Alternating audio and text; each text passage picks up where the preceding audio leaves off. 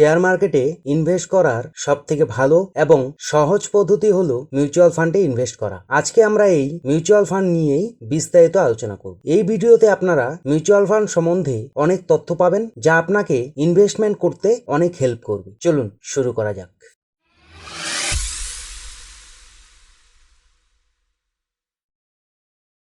Asset management company AMC এমন একটি company যারা মিউচুয়াল ফান্ড খোলে। মিউচুয়াল ফান্ডে ইনভেস্ট করার জন্য আমরা অ্যাসেট ম্যানেজমেন্ট কোম্পানিকে টাকা দিই এবং এই অ্যাসেট ম্যানেজমেন্ট কোম্পানি আমাদের টাকা আলাদা আলাদা জায়গায় ইনভেস্ট করে। সেই সব ইনভেস্টমেন্ট থেকে যা রিটার্ন পাওয়া যায় তা সামান্য কিছু অংশ অ্যাসেট ম্যানেজমেন্ট কোম্পানি তার নিজের কাছে রেখে বাকি প্রফিট সবাইকে সমান ভাগে ভাগ করে দেয়। HDFC, ICICI, Reliance, tata, Aditya Birla এগুলো কিছু কোম্পানি বা ব্যাংকের নাম যারা অ্যাসেট ম্যানেজমেন্ট কোম্পানি খুলেছে। এক এক অ্যাসেট ম্যানেজমেন্ট কোম্পানি আলাদা আলাদা মিউচুয়াল ফান্ড খুলেছে। মিউচুয়াল ফান্ড কতটা লস বা প্রফিট দেবে তা ডিপেন্ড করে আপনি কোন মিউচুয়াল ফান্ডে ইনভেস্ট করেছেন তার উপর। কিছু কিছু ফান্ড 4%ও রিটার্ন দেয়, আবার কিছু কিছু ফান্ড 30%ও রিটার্ন দেয়। এইসব ডিপেন্ড করে অ্যাসেট ম্যানেজমেন্ট কোম্পানি আপনার টাকা কোথায় ইনভেস্ট করেছে তার উপর। যদি ওই কোম্পানি আপনার টাকা শেয়ার মার্কেটে ইনভেস্ট করে তাহলে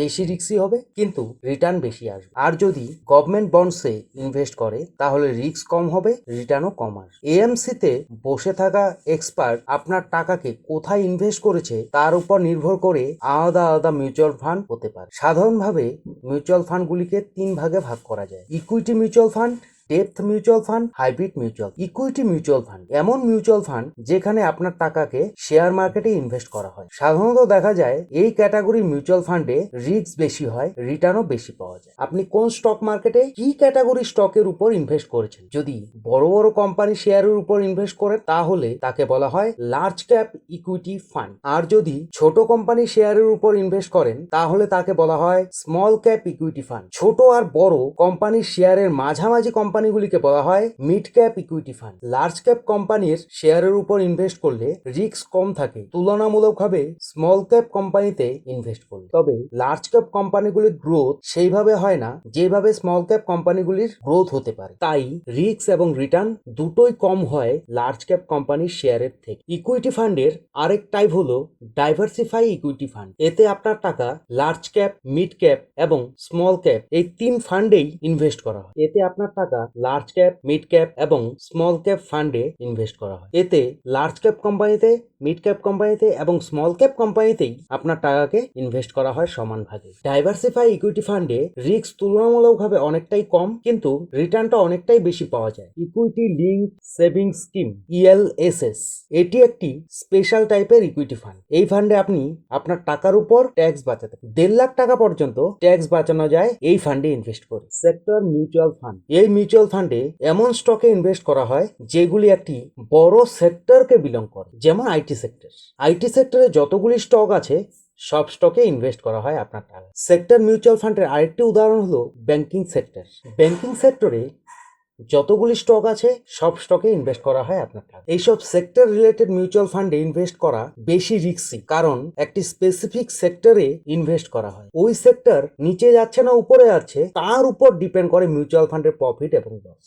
ইন্ডেক্স ফান্ড এটি একটি প্যাসিভলি ম্যানেজ ফান্ড। কোনো এএমসি কোম্পানির ফান্ড ম্যানেজার ডিসিশন নেয় না কোথায় টাকা ইনভেস্ট করতে হবে এবং কোথায় প্রফিট বুকিং করতে হবে। এই ফান্ডে মার্কেট যেভাবে চলে তার উপরে ইন্ডেক্স ফান্ডের পারফরমেন্স নির্ভর করে। মার্কেট যদি উপরে যায় তাহলে ইন্ডেক্স মিউচুয়াল ফান্ডও উপরে যাবে এবং মার্কেট নিচে গেলে ইন্ডেক্স মিউচুয়াল ফান্ডও নিচে যাবে। মেইন মার্কেট যেমন সেন্সেক্স, নিফটি 50 পারফরমেন্সের উপর ডিপেন্ড করে বাড়ে এবং কমে। সেকেন্ড ক্যাটাগরি মিউচুয়াল ফান্ড হলো ডেপ্থ মিউচুয়াল ফান্ড। এই ক্যাটাগরি মিউচুয়াল ফান্ডে ডেপ্থ ইনস্ট্রুমেন্টে ইনভেস্ট করা হয়। ডেপ্থ ইনস্ট্রুমেন্ট যেমন bonds, debenture, certificate of deposit ইত্যাদি।